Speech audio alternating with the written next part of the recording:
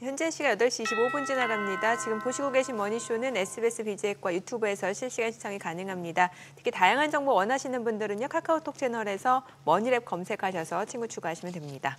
와, 간밤 뉴욕 증시 보니까 반도체 관련주들이 많이 오른 모습입니다. 일단 오라클, 사실 실적은 예상치 미치지 못했는데 가이던스가 좋았잖아요. 네. 그래서 어제 국내 증시 쪽에서도 반도체주들이 움직임 좋았는데 와, 브로드컴도 올라가고 오라클이 92년 이래 사상 최대 규모의 상승세였어요. 예. 어쨌거나 지금 시장의 성격을 갖다가 어느 정도 좀 보여주는 어제 오라클 주가 움직임이 아닌가 싶습니다. 맞아요. 저는 개인적으로. 어제까지는 뭐 하다가 아니 하루 전까지는 뭐 하다가 네. 차트 보시면 알아요. 네. 그냥 일간으로 그냥 이렇게 고점에서 이렇게 허우적거리다가 장중 고점이 43%를 올랐었네요. 345불. 맞아요. 예. 그런데 종가는 328불 33센트. 그래서 35.95, 36%. 뭐 저거는 어떻게 봐야 될까요? 사람들이 지금 다들 눈이 벌게져 있다는 거죠. 뭐가 가지? 네. 어디로? 그리고 어제 거래량이 엄청나게 섰네요. 맞아요. 그러니까 저기 달라드니까 땡큐 하면서 던진 세력도 엄청난다는 얘기죠. 예. 뭐 그런 상황이기도 하고. 그리고 저는 오늘 이제 또 이 시간을 통해서 살펴봐야 되겠지만 이제 미국 지표 왜 봐야 되나 싶습니다. PPI 보면서. 아니 시장 예상치는 0.3% 증가 아니냐 네. 월간. 너무 요즘 예상치를 다 비껴나가죠. 예. 애초에 뭐 0.9%라고 전달 얘기했다가 이번에 수정한 게 그래도 0.7%. 네. 뭐 그래서 약간 엽기적 효과 뭐 이런 것도 생각은 해볼 수도 있겠지만 월가 예상치가 0.3% 정도 증가였는데 0.1% 줄였습니다 하니까. 네. 그래 되니까 통계치를 뽑는데 뭔가 문제가 있든지 아니면 월가 그 고액 연봉 애널리스트들 전략가들 다 그냥 집에 가든지 그냥 AI한테 맡기고. AI한테? 네. 예. 뭐 그런 생각도 들고. 그런데 그렇게 물가가 떨어졌는데 왜 시장 그렇게 지수는 못 가지? AI주 기술주들 말고는 나머지 또 얼마나 헤맸으면은 네. 다우지수하고 러셀 그렇죠. 2000은 또 빠집니까? 예. 그렇고 우리는 우리는 또 차별화된 흐름이었어요. 어제는 또 역사적인 날이었고 네. 2021년 6월 25일 장중에 찍었던 3316.08 어제 그거 살짝 올라서서 3317.77 찍고 뭐 이렇게 마감해서 사상 최고치 경신 소리가 나왔으니까 네. 오늘은 또 9월 동시만기일 잔잔 자자잔 뭐 이런 거죠. 할 게 많아요. 지금 뭐 신경 쓸 것도 많고 이벤트도 막 겹치고 뭐. 그러니까. 왜 기분 좋아 보이세요? 네, 오늘 함께해 주실 분 모셔보겠습니다. CMS증권 영업본부 박상준 이사님 함께합니다. 어서 오세요. 어서 오세요, 박 이사님. 오랜만에 나와주셨네요. 그러니까요. 네. 예. 스케줄이 안 맞아서 바쁘셨구나. 네. 저는 이사님 보면 딱 떠오르는 게 있는 게 이제 네. 라보브 인형하고 그렇죠. 그다음에 이제 미국의 그 기업. 네, 맞습니다. 네. 뭐 조비에이베이 예, 그런 거 기억이 나요. 네. 확실히. 저는 오히려 또 오늘 보니까 그거 하네요. 저 어릴 때 봤던 그 세계 명작 걸작선 해가지고 모이칸족의 최후 그 사파. 저게 무슨 모이칸족 같은데 헤어스타일이. 머리요. 예. 옆머리가 모이칸족의 제가 찾아보도록 하겠습니다. 제 마음의 소리가 이렇게인 줄 알고 깜짝 놀랐네요. 그래요. 근데 뭐 건강 괜찮으신 거죠? 네. 네, 우리 장현지 아나운서 어제 오늘 지금 감기 때문에 고생하는 게. 예. 아니 여름에 코로나 한번 걸리셨다면서요? 네, 저는 1년에 한 번 주기적으로 연례 행사인데 네. 이게 진짜 면역이 1년 정도 가는 게 맞는 건지 이제 제가 조금 그 건강에 대해서 굉장히 좀 예민해가지고 아니 백신도 남다른 걸 맞으셨던데. 그렇죠. 얀센 그러니까 한 번만 맞으면 된다고. 근데 역시 왕도는 없습니다 인생에. 네. 한 번 맞으니까 부작용이나 이런 것들 많이 생기고. 그때 제가 이제 공짜로 임상시험 뭐 이제 그때 아르바이트를 다 하잖아요. 근데 공짜로 내가 임상시험 해준 느낌이죠. 네. 미국에서도 뭐 안 쓰는 백신 제일 먼저 맞았었습니다 한국에서. 네. 그래요. 아니 지금 장 너무 좋습니다 이거. 네. 지금 박 이사님 보시기에는 네, 약간 계속 고. 이제 오늘이 사실 되게 중요한 거 오늘이? 같고요. 네. 이제 그 지금 장이 느낌이 뭐 이런 거 기시감이 좀 드실 텐데 이럴 때가 항상 있거든요. 그러니까 이제 그 미국의 나스닥이나 이런 거 신고가를 경신한다라고 하는데 장이 뿜는 거 보면은 0점 몇 프로. 되게 이제 약보합 맞아요. 수준으로만 예. 가는데 미국은? 예, 이거 보니까 아. 이거 자꾸 신고가라고 하는데 약간 좀 느낌은 신고가라고 하면 보통 어제 한국 증시처럼 뭔가 확 좀 이제 그런 느낌이 좀 있어야 되잖아요. 근데 미국 증시는 그러면서 신고가를 경신할 때 있어요. 그러니까 약간 느낌은 이제 자동차 경주를 하려고 줄 앞에 서가지고 약간 이제 좀 N단에다 넣고 막 붕붕 하는 거 있잖아요. 아. 예, 자 이제 준비하자 예, 이러면서 예. 조금씩 자꾸 선을 넣는 느낌인데 아. 지난주부터 해서 이제 경제 지표나 이런 것들이 너무 중요한 것들이 굵직굵직하게 있었죠. 네. 사실 어제 PPI 같은 경우에는 이제 PPI도 당연히 인플레이션을 체크하는데 어떤 중요한 요소일 수는 있지만 CPI 대비해서는 크게 이제 작용하는 요소는 아니었었는데 어제 말씀하신 것처럼 PPI가 낮게 나오면서 장 초반에는 이제 그러면은 이제 뭐 B컷 같은 것도 가능하겠다라는 것도 이제 그 가능성이 대두가 됐었고요. 이게 지난주 금요일 날 이제 고용 지표나 뭐 이런 거 나오고 나서 그 당시에 페드 와치를 보면은 50bp 이하에 대해서는 가능성이 0%였거든요. 근데 어제 장 시작하고 나서 보면은 그게 한 10% 이상까지도 증가를 했었어요. B컷 가능성이 B컷을 올라갔다. 할 수 있을 것 같다. 그러니까 50bp를 인하할 수도 있을 것 같다라는 가능성이 11% 정도까지 올라갔었습니다. 근데 이제 장 끝나고 보니까 한 8% 정도가 됐는데 그 사이에 있었던 일 중에 좀 중요한 건 그런 것 같아요. 이번에 PPI를 처음에 발표가 딱 되고 나서 되게 이제 좋은 건 아니지만 이게 이러다 보면은 이제 B컷도 인하할 수 있겠구나라는 가능성이 대두가 된 거고. 근데 이제 그 안에 있는 내용들을 보면 사실 그 중에 중요했던 게 이제 실질적으로 이제 그러니까 관세의 효과를 이제 그 구매자한테 전가하지 않았다는 대부분이 전가하지 않았다는 경우가 소비자들한테까지는 있었거든요. 네. 전가되지 않았다. 그러니까 이게 사실은 네. 조금 애매한 거예요.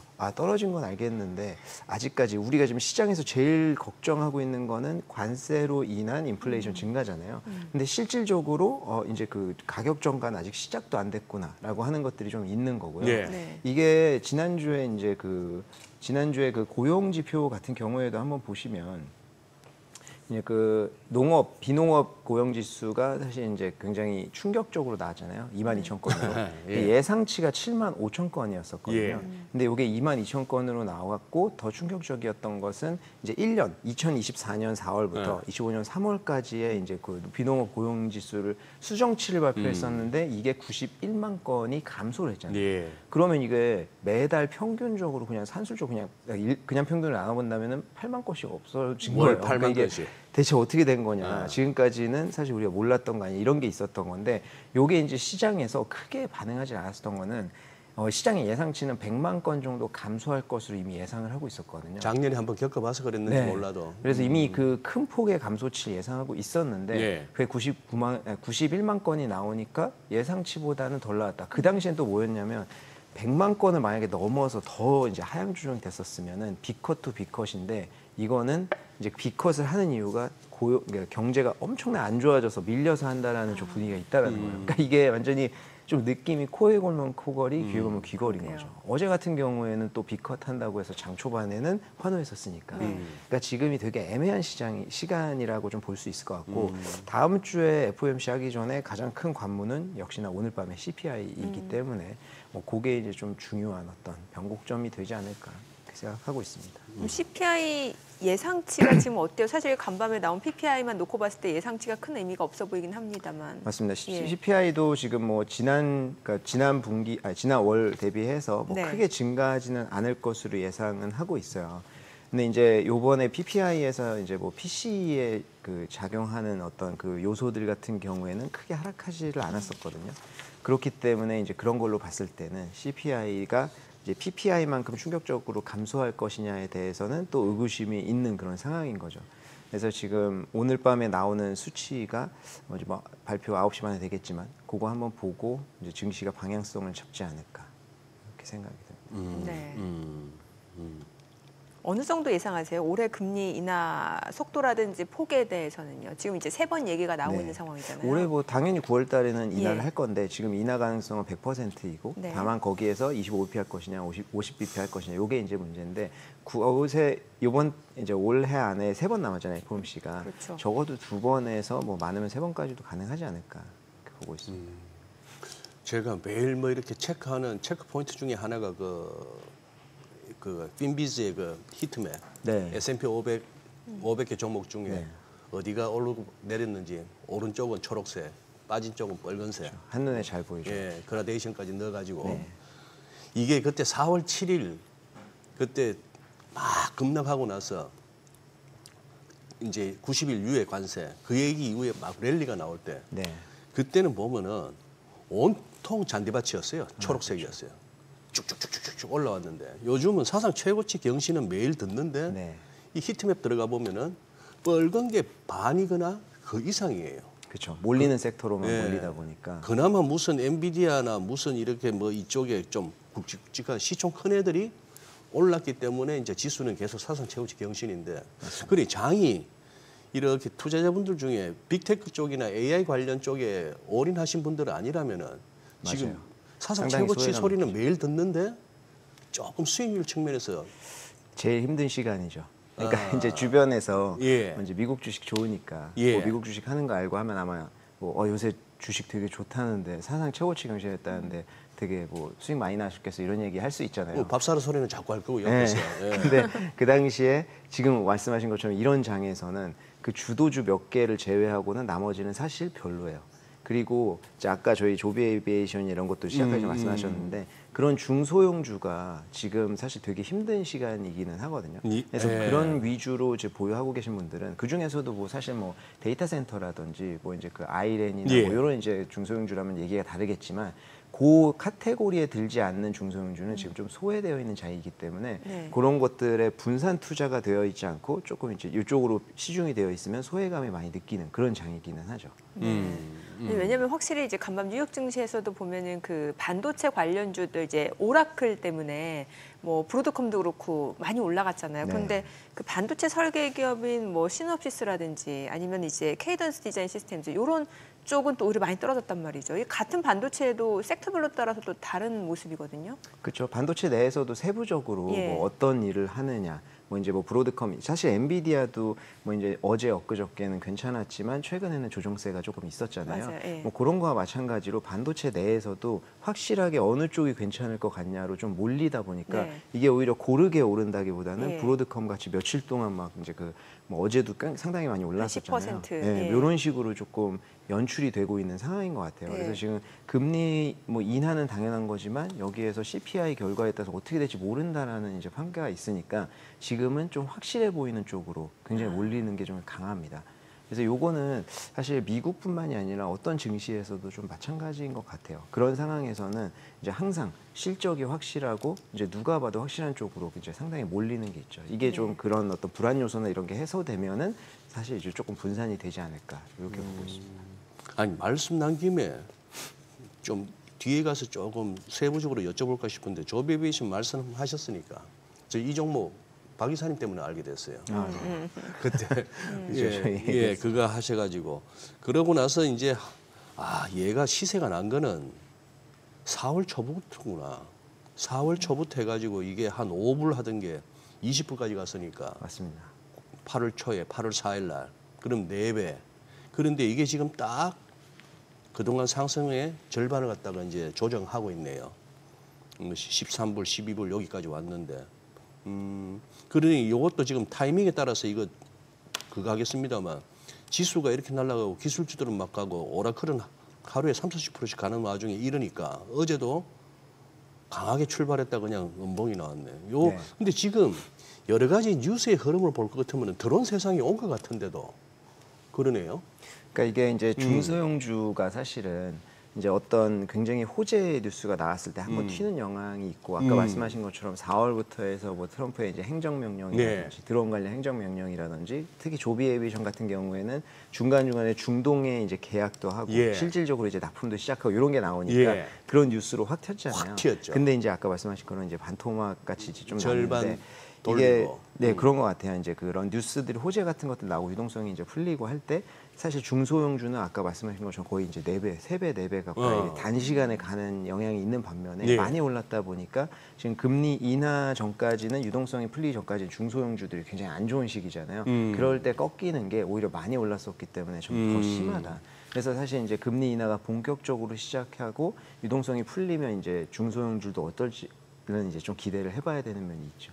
야, 그래요. 근데 다만 이제 오늘 말씀드릴 내용하고도 좀 관련이 있겠지만 이런 것들은 어찌 됐거나 이제 포트폴리오에서 위성 투자 개념으로 하시는 게 좀 좋을 것 같긴 해요. 위성 투자. 네, 그러니까 이제 그 기본 이제 주축은 있고 그 위에 이제 플러스 알파를 크게 낼 수 있는 종목을 한 10%라든지 5%라든지 이렇게 해놓는 종목들 있잖아요. 네. 요거는 아까 말씀하신 갑자기 단기간에 3배, 4배 가면은 수익 차익 실현도 할 수 있는 이런 식으로 좀 투자해야죠. 또 위성 투자라는 말 용어도 처음 듣네요. 그 제가 그냥 만든 걸 수도 있어요. 근데 이미지가 딱 그려지긴 딱 느낌이 해요. 오네요. 예.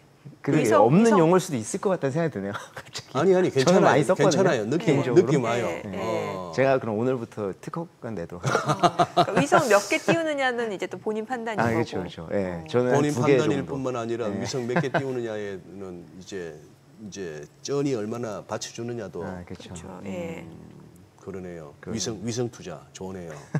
그럼 그 가운데 핵심은 어느 쪽인 거예요 지금? 지금은 당연히 이제 주도주인 뭐 이제 그 반도체 엔비디아라든지 이런 걸 안 갖고 가기가 되게 애매해요. 지금. 근데 이제 막상 살려고 하면 너무 오른 거 보면 맞습니다. 약간 이게 손이 안 나간단 말이죠. 맞습니다. 그래서 이제 뭐 저도 그런 과거에 이제 그런 과오를 많이 겪었지만 이제 꼭 편입을 안 하고 있다가 이제 너무 안 되겠어서 편입을 하면 이번 조정기 같은 꼭지에 편입을 하게 되죠.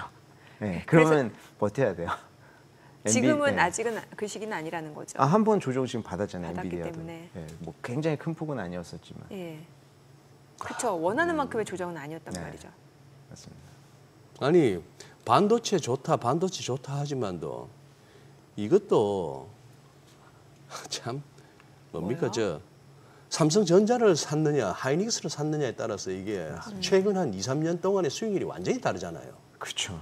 그러니까 그런 선택이 되게 중요한 시기인데 그 선택을 우리 개인 투자자들이 매번 어떻게 그냥 차라리 요즘 진짜 저희 동네도 엘리베이터에 보니까 무슨 뭐 ETF 선전하면서 반도체 관련한 네네. ETF 같던데 반도체다 하면 그냥 반도체 ETF나 사고 말까요? 그런 종목 고르니. 그렇죠. 그런 것도 이제 하나의 방법이죠. 그러니까 이제 본인이 요거는 이제 어디까지나 이제 자기의 그런 거죠. 이제 그 행복을 어떻게 찾냐 해서 행복을 자기가 찾아라 뭐 이런 거 있잖아요. 자기가 기준을 정해야 되는 거잖아요. 예. 그러니까 이제 본인이 ETF로 투자하면 당연히 개별 종목에 투자하는 것과는 수익률이 차이가 많이 날 수 있어요. 다만 이제 아까 말씀하신 것처럼 양쪽의 수익률을 다 누릴 수 있다. 어느 정도 누릴 수 있다는 장점이 있는 거죠. 그래서 그걸로 만족한다. 예를 들어서 저는 좀 그렇게 선택하는 편인데 제가 이제 어떤 sek터가 좋다라고 이제 개인적으로 판단을 했을 때 근데 그 안에서 이제 주도주가 뭐라는 판단을 못 하겠으면 ETF를 사는 편이긴 해요, 저는. 근데 그게 아니다라고 하면은 종목으로 이제 베팅을 하는 편이죠. 그리고 저는 또 그 이사님 보면은 또 기억나는 기업이 그 에어로바이러먼트. 네네. 그때 방송에서도 잠깐 설명해 주셨던 제 기억이 맞습니다. 나거든요. 짧게 설명을 이 했던 무인 것 무인 드론기? 네, 무인 예. 드론이요. 근데 요게 이제 지금 뭐 큰 그림에서 봤을 때 저희가 조금 볼 필요가 있는 것 같다라는 생각은 드는데 저는 요게 이제 지지난주에 있었던 중국의 이제 전승절 전승대 열병식. 그거를 보면서 이제 사실 누군가는 그런 이야기 했었거든요. 과거에 이제 우크라이나 전쟁 터졌을 때 네. 3차 세계 대전은 이미 시작됐다라는 이야기를 했거든요. 네. 그러니까 저희가 이제 2차 세계 대전이나 1차 세계 대전을 보면 되게 이제 저희는 큰 전쟁, 뭐 전쟁 영화 보면 당연히 그런 거 위주로 보다 보니까 근데 시작은 되게 작았거든요. 네. 그러니까 뭐 1차 세계 대전도 같은 경우에도 뭐 사라예보의 총성 해가지고 뭐 그 암살 사건으로 시작을 했잖아요. 그러고 전 세계 국가들도 자기네들이 끌려가는지 모르고 들어가서 시작된 게 세계 대전이에요. 근데 지금 저는 세계 대전이 난다라는 건 아니지만 확실히 이제 신냉전 시대는 시작이 된 것 같다라는 말씀을 드리고 싶은 건데 저는 이 사진 보면서 좀 소름 돋았어요.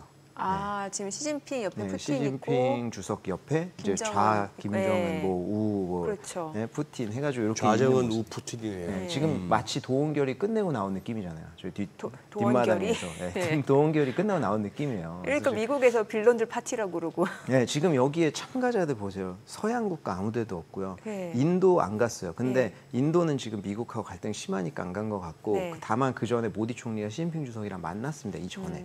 그러니까 중간에서 이제 줄타기 외교를 하는 것 같은데 이런 게 이제 좀 시작이 됐는데 그러면 이게 지금 그냥 셋이 뭐 친해져서 동맹을 하는 거다 뭐 이렇게 생각할 수도 있지만 사실은 그것보다는 러시아 같은 경우도 중국의 지금 종속이 경제가 이제 종속이 많이 됐다라고 해서 이제 굉장히 푸틴이 굴욕적인 외교 많이 한다 이런 얘기가 내부적으로도 많이 나오잖아요. 그런 얘기가 요번에도 보면은 러시아 기업들이 판다본드 같은 거 중국에서 발행해가지고 자금 조달하겠다 이런 것도 나오고 예. 러시아산 석유를 중국에서도 좀 많이 사주고 네. 이런 것들이 있다 보니까 네. 러시아도 종속이 되는 효과가 좀 있는 거예요. 그렇다 보니까 이게 경제적으로 러시아, 북한이 중국을 중심으로 많이 경쟁이 되다 보니까 동맹국이 자연스럽게 될 수밖에 없지 않은 거겠습니까? 그렇다 보니까 이게 이제 반미 이제 국가들 사이에서는 연합이 좀 강해지는 것 같다. 과거에 브릭스 얘기 나왔을 때는 예. 사실 저는 좀 그랬어요. 과연 브릭스의 주인공들을 보면 뭐 브라질, 러시아, 뭐 인도 다 자기 잘나는 사람들이잖아요. 그러니까 저 자기 잘나는 사람들이 뭉칠 수 있을까 이런 생각을 했는데 요번에 이거를 보면서 이제 이 세 국가가 필두로 해서 이제 반미 전선이 형성되지 않겠느냐. 그게 꼭 무력 충돌이 아니더라도 뭐 이런 생각이 좀 들면서 국방 쪽은 확실히 우리가 하나 정도는 포트폴리오에 ETF가 됐던 종목이 됐던 무조건 가져가야 되지 않겠냐 이런 생각을 방산기업. 네, 방산기업 쪽으로. 어. 그리고 우리나라도 이번에 이제 국방비 GDP 2.4에서 3.5% 증액한다고 네. 얘기했잖아요. 협상 중에 예. 하나로.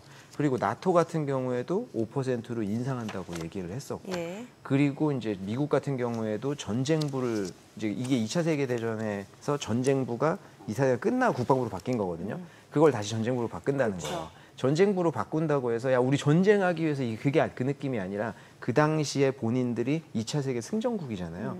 그 당시에 이제 승전하고 이랬던 것에 대한 영광을 살리면서 우리도 다시 이제 전쟁을 일으킬 수 있는 국가다라는 것들을 과시하는 그런 효과가 좀 있는 거잖아요. 네. 그래서 이런 모든 것들을 봤을 때 전 세계적인 이 텐션이 굉장히 이제 강해지고 있습니다. 약간 긴장감이 더 커지는 네. 느낌이에요. 그러니까 확실히. 조금 안타깝기는 하지만 좀 이제 그 앞으로 그런 시대, 신냉전 시대이지 않을까.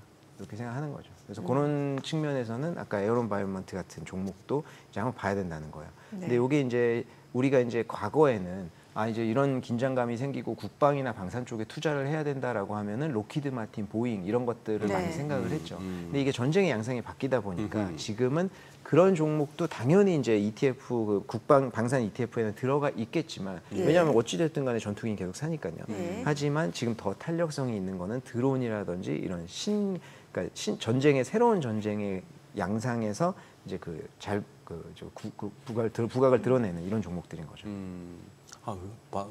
말씀 들으면서 한번 체크해 보니까 기술적으로는 시세 한번 내고 지금 조정 중이네요. 네, 맞습니다. 똑같아요. 조비 에비에이션이나 예. 이런 종목들이랑 다 비슷해요. 지금. 문제는 여기서 그냥 이걸로 ABC 조정이 다 끝났는지 아직 이렇게 네. 반등 후 C파가 한번 남았는지 그 부분이 이제 그거 합니다만 지금 들어가면 조금 더 기다릴 수도 있는 거고 맞습니다. 한 번 더 이렇게 또 하락이 한 번 나오면 그때는 조금 편안하게 들어갈 수 있겠고 뭐 네. 그런 정도인데 그게 실적이 나왔어요. 엊그저께. 그래요?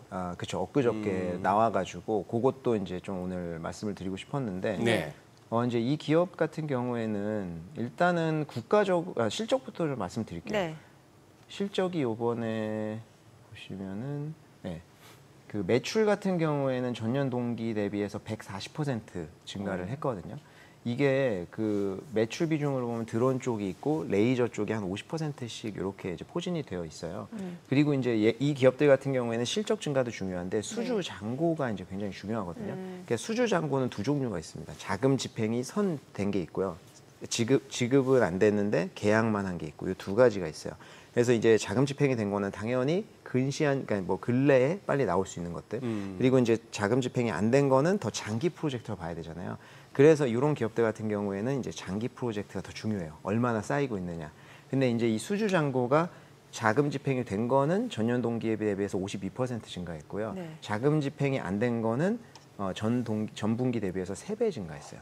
그러니까 이게 이제 꾸준히 계속 증가를 하고 있다라는 얘기예요. 근데 이제 자금 집행이 안 된 거에 대한 리스크는 뭐냐면 계약 파기할 수 있잖아요. 그렇죠. 그래서 대부분의 요 딜은 정부 관련된 딜이 많아요. 그래서 정부의 지지를 좀 받고 있다. 이제 국방부에서 계속 이제 계약을 하는 거죠.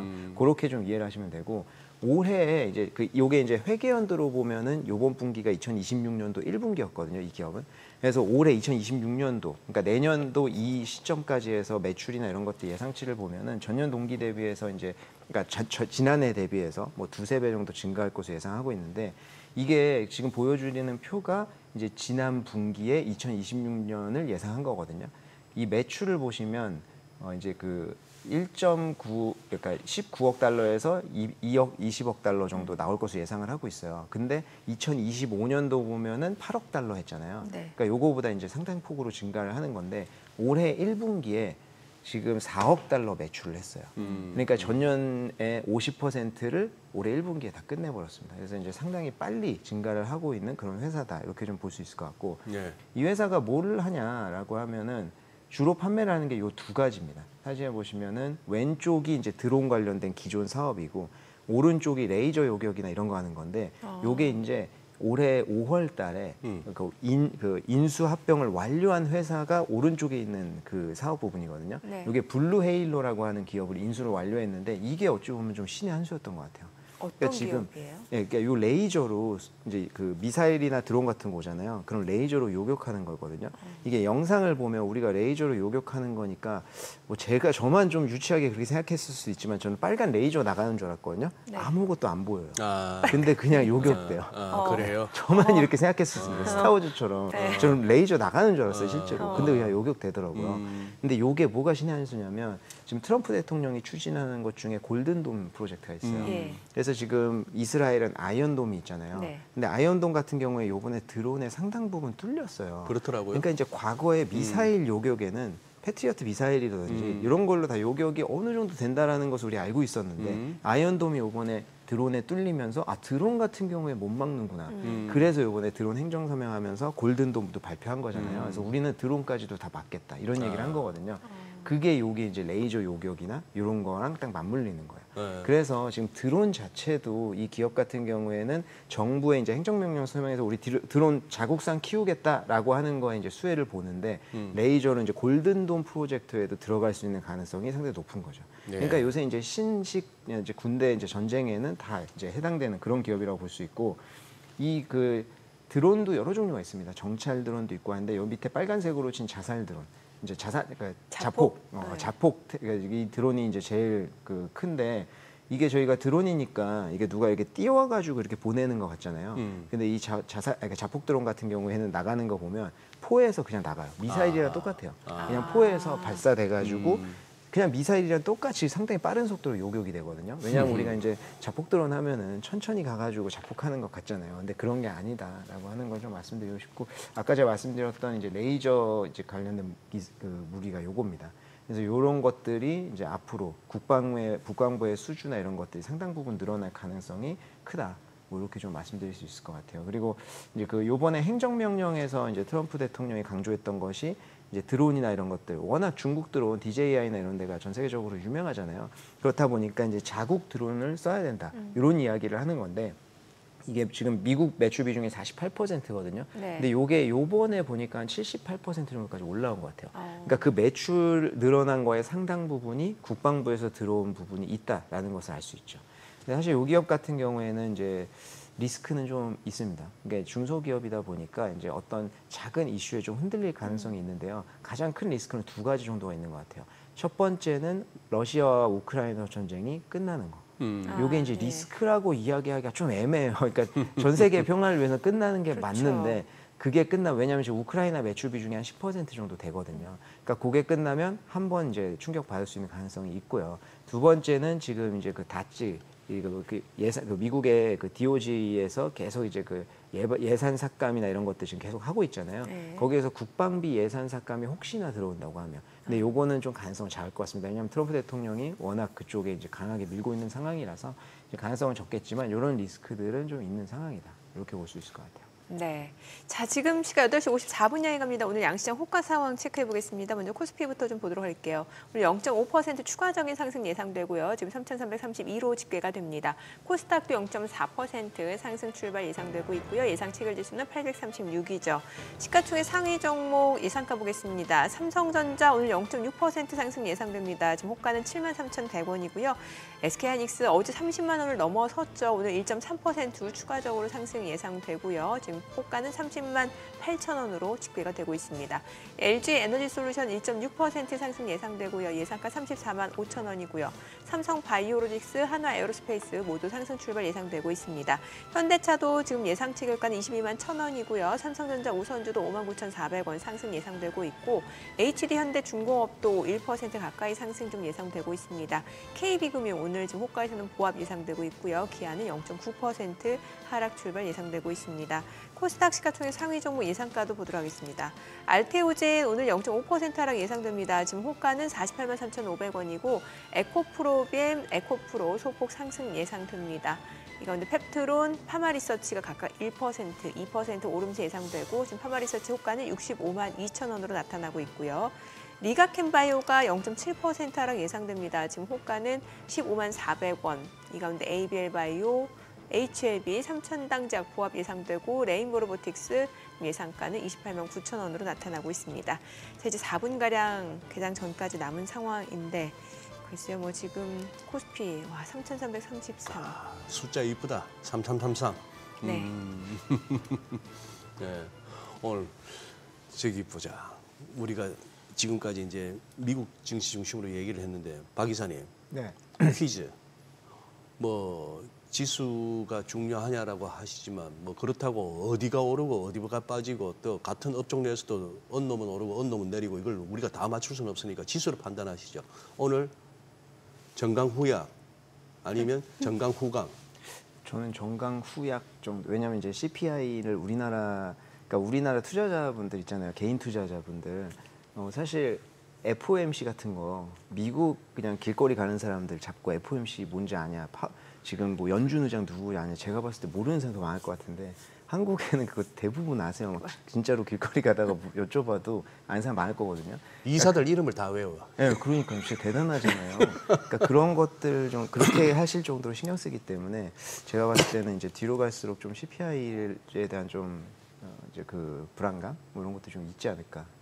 그럼 퀴즈 두 번째. 오늘은 정강후약이라 치고 네. 뭐 언제 조정 오고 조정이 언제 끝나고 어디가 바닥일지 우리가 어떻게 하냐. 그렇죠. 이거 어차피 5천 가는 시장이다. 그냥 들고 갈란다. 아니다. 좀 높아 보인다. 조금 비중 줄였다가 다시 저점 매수를 노린다. 어느 쪽? 저는 종목 위주로 접근을 할 것 같아요. 지금 주도주가 그 종목을 누가 가르쳐 주는데요? 그거 이제 제가 판단해요. 자기가 판단해야 네, 된다. 제가 판단해야죠. 그 2천 몇백 개를 갖다가 사실 주도주는 지금 명확하잖아요. 그리고 이런 게 있습니다.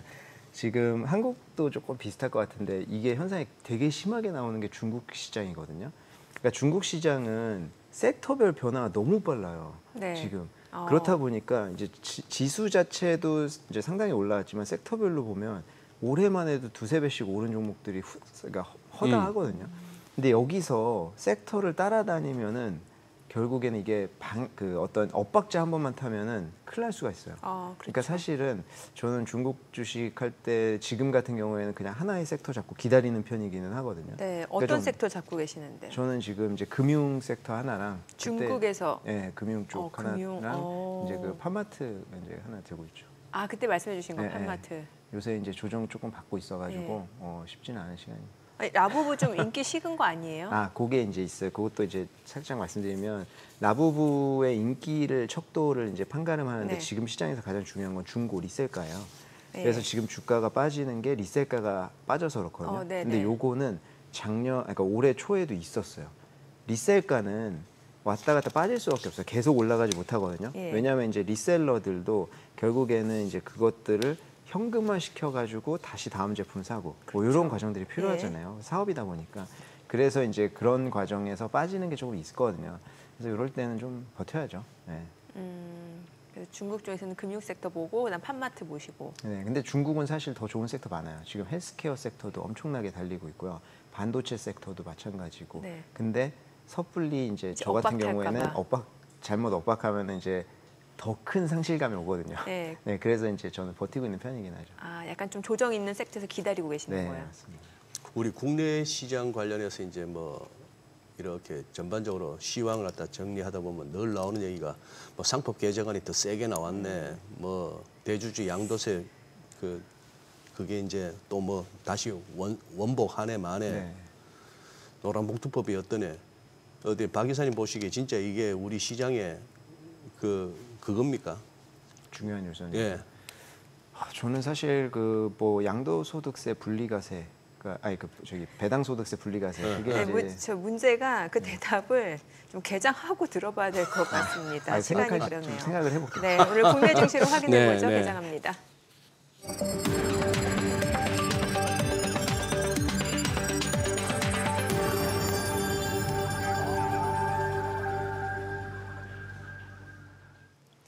네, 9월 11일 목요일 국내 증시 개장했습니다. 간밤 뉴욕 증시 S&P 500 또다시 사상 최고치를 경신하는 모습이었고 오라클 주가가 그야말로 폭등 흐름을 연출해냈습니다. 물론 장중 고점 대비로는 약간 상승폭을 반납하긴 했습니다만 36% 급등을 한 상황이고 이 상승폭 자체는 92년 내 최대 규모라고 합니다. 가장 큰 상승폭이고 이로써 이제 반도체 관련주들 많이 올랐습니다. 엔비디아도 다시 한번 힘을 내주는 모습이었고 AMD, 브로드컴도 10% 급등을 했고 다만 종목별로는 차별화 장세가 이어지는 양상이었는데 오늘 국내 증시는 어떤 흐름인지 출발지수 보겠습니다. 코스피가 0.6% 상승합니다. 지금 3,336, 코스닥도 0.2% 올라갑니다. 834고요. 시가총액 상위 종목 시초가 보겠습니다. 삼성전자가 오늘 0.9%, 1% 상승합니다. 73,300원이고 SK하이닉스가 2% 올라갑니다. 31만 원을 넘어섭니다. 그리고 LG에너지솔루션도 2% 강세입니다. 34만 8천 원이고요. 삼성바이오로직스도 올라갑니다. 103만 9천 원. 한화에어로스페이스도 1% 상승합니다. 97만 7천 원이고요. 현대차가 0.4% 상승합니다. 22만 1,500원. 삼성전자 우선주 1.3% 상승 중이고 HD현대중공업 50만 7천 원으로 0.6% 올라갑니다. 이 가운데 KB금융 어제 좀 많이 오른 감이 있었죠. 오늘 물량들이 나오면서 11만 6,600원 0.8% 하락합니다. 기아 보합권 흐름 이어지고 있는 상황이고요. 코스닥 시가총액 상위 종목 시초가도 보도록 하겠습니다. 오늘 알테오제는 0.6% 하락합니다. 지금 48만 3,500원. 48만 2,500원. 그리고 에코프로비엠은 0.6% 올라갑니다. 11만 6,600원. 에코프로도 좀 상승하네요. 4만 9,400원. 펩트로는 지금 약보합권이고 파마리서치가 1.2% 올라갑니다. 64만 9천 원이고요. 리가캔바이오는 떨어집니다. 지금 15만 800원이고 레인보로보틱스, ABL 바이오 모두 하락 흐름이고요. HLB 보합이고 삼천당제약도 소폭 내림세입니다. 오늘 시장에서 특징을 보여주고 있는 섹터 종목들 좀 체크를 해보도록 하겠습니다. 오늘은 그 반도체 쪽 앞서 이제 뭐 삼성전자, SK하이닉스는 좋았고 CXL, 온디바이스 AI, 뭐 AI 관련주 다 좋습니다. 자, 지금 보시게 되면 CXL 쪽에서는 이제 오픈엣지 테크놀로지, 코리안 서키트, 엑시콘, 퀄리타스 반도체가 각각 3%에서 2% 올라갑니다. 파도도 17,120원, 지금 1.9% 올라가고요. QRT도 지금 1% 상승 흐름 보여주고 있습니다. 지금 보시다시피 엑시콘, 퀄리타스 반도체 다 올라가고 있고 이 가운데 지금 오늘 수출 지표 나오네요. 수출을 3.8% 증가한 가운데 대미 수출은 8.2% 감소한 것으로 나오고 있는 상황이고 뭐 온디바이스 AI 쪽도 좀 보도록 하겠습니다. 온디바이스 AI 쪽에서 칩셋 미디어가 4% 올라가고요. 뭐 오픈엣지, 퀄리타스 반도체 다 이제 온디바이스 AI 쪽 같이 엮여 있는 종목이고 마음 AI가 2.4% 상승 보여주고 있고 AD 테크놀로지도 2% 올라가고요. 어버브 반도체도 1.5% 상승 보여주고 있습니다. 자, 그리고 오늘 뭐 반도체 쪽을 제외하고는 피팅 쪽도 흐름 좋아요. 한선 엔지니어링 14% 급등합니다. 1130원 선이고 태광도 10% 넘게 급등 보여주고 있고요. 성광밴드도 7% 강세로 37,850원. 와, 태광 두 자릿수 상승률. 그리고 하이로코리아, 화성밸브, BMT도 다 강세입니다. DK락도 3.6% 올라가고요. KSP도 3% 이상 올라갑니다. 한국선제도 7% 강세를 보여주고 있습니다. 유리기판 쪽도 흐름 좋네요. YC캠 3% 강세고 캠트로닉스도 1.9% 올라가고요. 그 밖에 이제 이노메트리, 한빛레이저도 1% 이상 상승 보여주고 있습니다. SKC가 3.7% 상승하면서 102,400원, JNTC도 2% 올라갑니다. 수급 상황 체크해 보겠습니다. 오늘 유가증권 시장에서는 외국인과 기관이 순매수 보여줍니다. 각각 63억 원, 27억 원 매수 우위고요. 개인 투자자는 45억 원 순매도, 코스닥에서는 개인이 402억 원 매수 우위, 외국인과 기관은 각각 352억 원, 45억 원 순매도를 나타내고 있습니다. 환율 체크해 보겠습니다. 달러 원 환율입니다. 정기적 마감 대비로 이온 50전 상승한 1,389원 10전에 개장이 됐습니다. 와, 오늘 코스피가 훨씬 흐름 좋습니다. 지금. 그러게요. 네, 탄력이 좋네요. 탄력 좋네요. 예. 예. 저기 어떻게 하실래? 만약 정강 후강이면 어떻게 하실래요? 다음에 오실 때 다음 아니, 퀴즈예요, 내기예요? 그냥 퀴즈였나? 퀴즈. 소장님 퀴즈라고 하셨는데 만약에 정강 후강이면 다음 출연하실 때 우리 제작진들 커피 쏘기 콜? 근데 제작진 몇 명, 100명 정도 되나요? 한 300명. 한 300명, 한번 전세기가 필요한. 한 달치 월급은 전세기. 그때. 네, 네. 그래요. 네. 근데 뭐 지금 아까 보니까 그 와중에 빠지는 업종이 바이오. 빠지는 쪽이요. 네. 바이오가 조금 오늘 쉬어갑니다. 좀 예, 쉬어가고. 뭐 알테오젠, 뭐 삼천당제약, 리가켄바이오 좀 쉬어가고 로봇도 좀 쉬어가고 있는 상황이고. 조방원은 다. 조방원이요. 예. 조방원 같은 경우는 이제 조선 쪽에서는 삼성중공업 좋아요. 오늘. 삼성중공업 좋고. 예, 그리고 예. 방산 쪽 하나 에어로스페이스도 괜찮고 원전은 좀 쉬어가네요. 원전은 좀 두산 쉬어가고. 에너빌리티 좀 쉬어가고. 예. 그래요. 저기는 뭐 어제 뭐 JYP 좀 뛰는 것 같던데 엔터 쪽은. 제가 모든 종목을 다 관심 종목에 등록하지는 않아서 네, 아마 나올 거예요 지금 화면에. 나올 예, 거예요? JYP 엔터 나올 겁니다. 엔터주? 예, 혼조 세네요 혼조. JYP는 떨어지고. 뭐야 테마인가 저것도? 뭐 어제 뭐 예. 그래요. 우리는 기회 줄 때 빨리 먹고 나오는 게. 그렇죠. JYP 그렇죠. 그러니까 엔터 회사 중에 JYP의 CEO가 제일 믿음직한데. 왜냐면 박진영은 본인이 제일 잘났다라고 생각하기 때문에 그렇죠. 이제 계속 무대에도 올라가고 그랬었잖아요. 그렇죠. 그 아침에 루틴이나 이런 거 그 막 방송 나와서 하는 거 보면 저 사람은 딴 생각을 안 하는 사람인 것 같다는 생각은 좀 들어서. 집에 따로 이제 그 짐도 차려놓고. 네, 예. 그 뭐 아침에 먹는 그 오일도 올리브. 종류별로 있잖아요. 네. 올리브 오일이랑. 네. 저도 아침에 올리브 오일 먹거든요. 저도 지금 한지 한 일주일 됐어요. 근데 저는 이제 몇 달 됐는데 네. 그러면 무슨 현상이 생기냐면 나중에 그 이탈리안 레스토랑 가면서 빵이랑 올리브 오일 주잖아요. 그거 먹을 때 그거를 먹을 때 약 먹는 느낌이에요. 그래요? 네, 그러니까 아침에 약 먹듯이 먹으니까 네. 어디다 보는데 이게 왜 이렇게 맛이 없지? 봤더니 제가 약 먹는 마음으로 먹고 있더라고요. 그런 게 있어요. 네. 자, 그래요. 그래서 아니 저기 그래요. 우리 시장 뭐 걱정 없네요. 환율이 그냥 뭐 뚝뚝 안 떨어져서 그런데 이 와중에 수급 기관별 수급도 수급 동량도 왔다 갔다 할 것 같고. 근데 아까 신기하네. 자막으로 나왔습니다만 우리 뭐 초순 10일까지 대미 수출이 저렇게 8%대로 줄었는데 전체 수출은 늘었다. 그러면 딴데 그래도 대미 수출이 저만큼 줄었는데 전체적으로 수출이 저만큼 늘었다는 것은 대단하네요. 다른 또래는 많이 갔다는 얘기인데. 아니 지금 그러면 보니까 요거는 한번 가시기 전에 여쭤봐야겠네. 오늘 준비하신 자료가 갑자기 이스라엘이 카타르도 공습했고 네네. 하마스 관련한 인사들 잡겠다고 했는데 카타르가 그 하마스하고 이스라엘 그 중재하던 나라인데 거기를 때리고 또 지금 베네수엘라가 지금 난리 아닙니까? 네, 그 맞습니다. 앞에 요번에- 여러 가지가 지금 약간 지정학적으로 좀 시끄러워요. 맞습니다. 이번에 이제 베네수엘라 해역으로 이제 그 이지스함 세척이랑 네. 4,000명 정도 군인 이제 파견했죠. 예. 베네수엘라, 그러니까 저는 이제 향후에 예. 이제 그 전면전이라는 것보다는 이런 양상의 전쟁이 되지 않을까라는 생각을 하는데요. 베네수엘라에 파견을 한 표면적인 이유는 마약이에요. 근데 마약 퇴치. 근데 그게 이제 사실 일리가 상당히 있거든요. 왜냐하면 이제 남미 국가가 이제 마약을 재배하기에 굉장히 좋은 환경이다 보니까 콜롬비아나 과거에 이제 마약을 많이 이제 미국이나 유럽 쪽으로 수출을 하잖아요. 그래서 이제 콜롬비아 국가나 미국 같은 경우 공조해가지고 마약 수사국이 다 파견이 돼 있어요.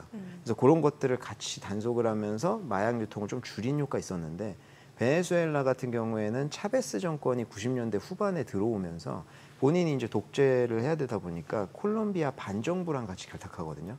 그러니까 이제 마약을 유통하는 데 자기네들이 길을 열어준 거예요. 그리고 이제 차베스가 반미주의였었다 보니까 네. 2002년도에 잠깐 축출된 적이 있거든요. 쿠데타로 네. 2일 정도. 예. 그때 이제 배후로 미국이 지목이 돼요. 네. 그러면서 차베스 정권에서 완전히 이제 빈정상해가지고 2005년도에 마약 단속국도 쫓아내고 완전히 미국 입장에서는 저쪽은 블랭크가 된 거예요. 그쪽에는 자기네가 검색을 할 수가 없는 거예요. 그래서 차베스 정권 동안에 상당 기간 동안에 베네수엘라가 마약을 유통하는 역할을 이제 많이 해줬거든요. 네. 근데 이게 이제 마두로 정권으로 넘어오면서 네. 유통을 벗어나서 재배까지 하기 시작한 거예요. 아하. 네, 그리고 여전히 미국이랑 협조를 안 하고. 그래서 이제 트럼프 대통령이 계속 마두로 대통령이 이제 그 마약 카르텔에 연루되어 있다 이런 얘기하는 게 이제 저희가 그냥 트럼프 대통령의 그동안의 행보를 보면 되게 막말하는 것 같잖아요. 그런데 그게 일리가 있다. 왜냐하면 1998년도인가 그때 베네수엘라 군 정권 수뇌부가 연관이 되어 있던 사건이 드러난 적이 있어요. 그렇다 보니까 실질적으로 재배랑 유통하는 데 정부가 연루되어 있다. 이런 가능성들이 굉장히 많이 나오죠. 그렇다 보니까 마약 퇴치를 얘기를 했는데 사실 이제 속내에는 원유가 있는 것 같아요. 지금 저희가 오늘 CPI가 나오겠지만 최근에 원유 가격이 굉장히 안정적이잖아요. 예. 아까 말씀하셨듯이 뭐 이스라엘이 또 카타르 공습하고 도하 공습하고 해가지고 원유가 살짝씩 뛰기는 하지만 사우디아라비아에서 상당히 계속 계속 이제 그 증산하겠다고 하고. 증산해 주거든요. 네. 그렇다 보니까 이제 원유 가격이 되게 안정적인데 이 원유 가격이 내년까지도 되게 중요할 것 같아요. 왜냐하면 지금 CPI에서 다른 분야는 크게 떨어지지 않는데 원유가 많이 떨어져서 CPI가 낮춰지는 효과가 있단 말이에요. 그러니까 스태그플레이션 얘기 나오는 것도 이 원유가 올라가냐 안 올라가냐에 달린 것 같아요. 그러니까 이제 트럼프 대통령 여기에 집착할 수밖에 없는데 네. 지금 원유 가격이 이제 사실 광당한 한이 뭐냐면 셰일가스는 이제 그 뭐 이제 파나마 분지에서 많이 이제 미국에서는 채취하거든요. 근데 거기에 이제 그 브레이크 이븐 있죠. 그 이제 그 손익분기점 그게 한 62에서 63달러 정도 돼요. 그러니까 지금 수준이랑 비슷한 거예요. 사우디아라비아는 90불 넘어갑니다. 사우디아라비아는 이미 본인들이 적자를 보고 증산해 주는 거예요. 근데 이제 셰일가스가 이제 미국에서 많이 나오니까 그게 핵심이잖아요. 이 셰일가스의 손익분기점이 지금 간당간당 하는데 지금 요새 트럼프 대통령이 지금 현대차 그런 일도 있었지만 계속 그런 명분으로 해서 노동자 쫓아내고 있어요. 1월부터 7월까지 해가지고 미국의 이민자가 120만 명이 사라졌거든요. 네. 그러니까 그게 이제 불법일 수도 있고 합법일 수도 있어요. 그런 사람들이 없어지니까 지금 그 파나마 분지가 있는 장소가 어디냐면은 미국의 남부 쪽이에요. 멕시코 국경이랑 가깝습니다. 이 얘기는 남미 쪽이라든지 이런 데서 이제 불법으로 넘어온 사람들이 상당히 많다는 얘기인데요. 이게 정확한 통계를 물으신다고 하면은 사실 통계가 있으면 불법 이민자가 아니잖아요. 그러니까 통계가 있지는 않아요. 네. 근데 이제 여러 가지 뭐 인터뷰나 뭐 이런 걸로 봤을 때는 그 셰일가스 쪽 그 산업에서는 한 4에서 5% 정도는 불법 이민자가 있을 것 같다라는 이제 추산은 있는 거죠. 그렇다 보니까 그 사람들이 이번에 많이 쫓겨났다라고 하면 이게 불법 노동자는 이민자 그 노동력이 쌀 거 아니에요. 네. 근데 이게 이제 올라가기 시작할 수 있다라는 것들이 대두되는 거예요. 아, 셰일가스 예, 가격. 그렇게 되면 셰일가스 기업들은 미국은 이제 정부에서 직접적으로 돈을 넣어주는 게 아니라 셰일가스는 돈을 넣어주는 사업이 아니잖아요. 네. 지금. 네. 그게 아니라고 하면은 자연스럽게 파산하는 기업들도 생길 가능성이 대두되는 거죠. 아. 그래서 지금 베네수엘라를 군인을 보낸 거에 대해서 아 저거 정말 마약 퇴치 때문에 맞아? 왜냐하면 베네수엘라의 원유 매장량이 18%예요 전 세계에.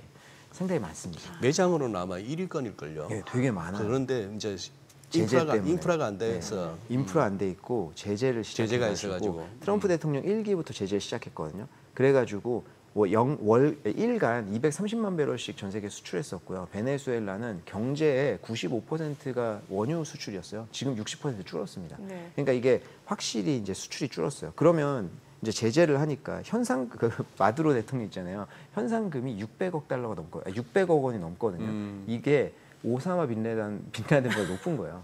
그래서 현상금이 걸려 있어요. 그렇다 보니까 이제 계속 제재를 하니까 베네수엘라 입장에서는 경제 때문에 어쩔 수 없이 선택할 수 있는 게 중국이나 러시아밖에 없잖아요.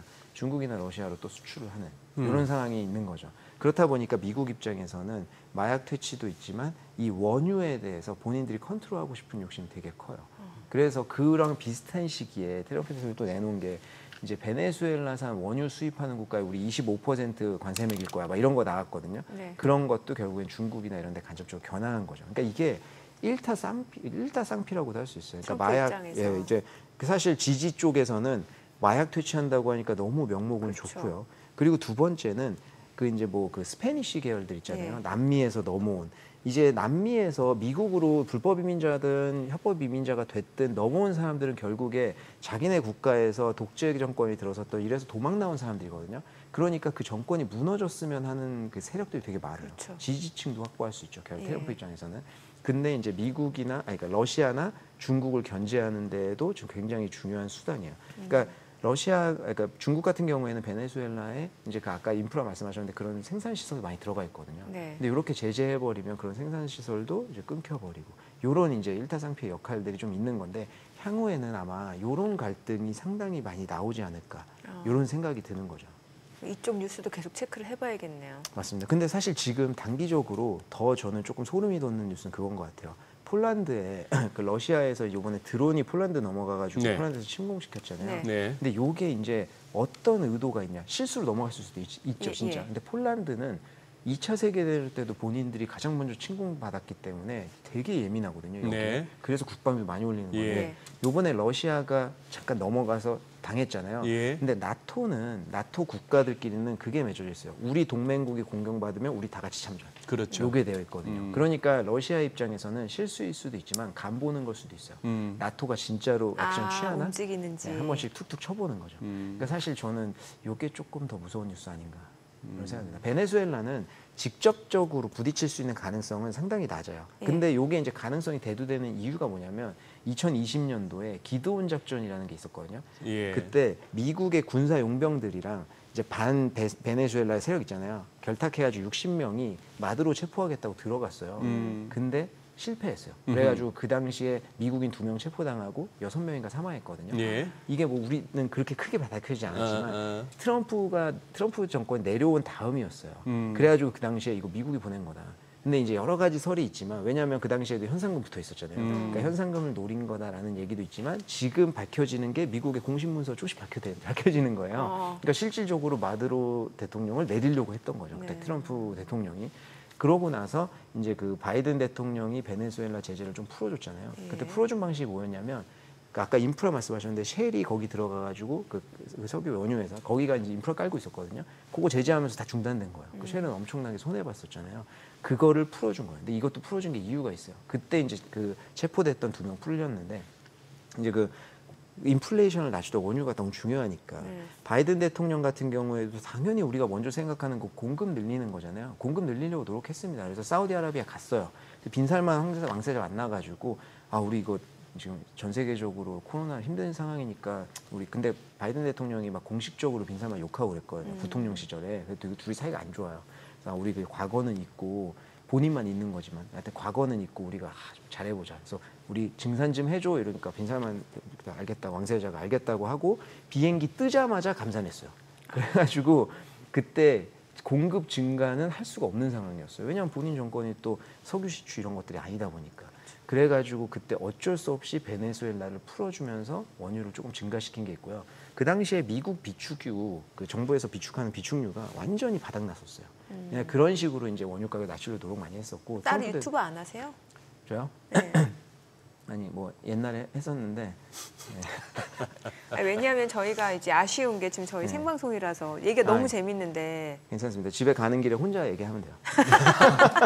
아니 잘 들어야 될 게 뭐야 엠러빈도 들어야 되고 들어야 될 게 알겠습니다. 많은데 못 들어가지고. 근데 박 이사님 말씀하신 것 중에 조금 아까 쎄하다 하셨잖아요. 네. 폴란드가 러시아의 드론을 격추시켰다. 네. 그것도 그렇고 그리고 저기 뭐 우연이나 그냥 예사롭게 볼 수 없는 것은 왜 디파트먼트 오브 디펜스에서 디파트먼트 오브 워로 예, 바꾸느냐 예. 미국이 조금 요거는 한번 앞으로도 관심 있게 한번 보셔야 될 것 같은 그런 저희가 상황 좀 같습니다. 안타깝지만 네. 이제 우리가 평화의 시대에 굉장히 많이 오랜 시간 누렸잖아요. 네. 근데 이제 저희 입장에서는 되게 예민할 수밖에 없는 게 한국은 지금 분단 국가이기도 예. 하고 아직까지 휴전 국가다 보니까 네. 알겠습니다. 오늘 내용 잘 들었습니다. 고맙습니다. 네. 감사합니다. 오늘 들으신 내용과 관련해서 더 다양한 정보 원하시는 분들은 카카오톡 채널에서 머니랩 검색하셔서 친구 추가하시기 바랍니다.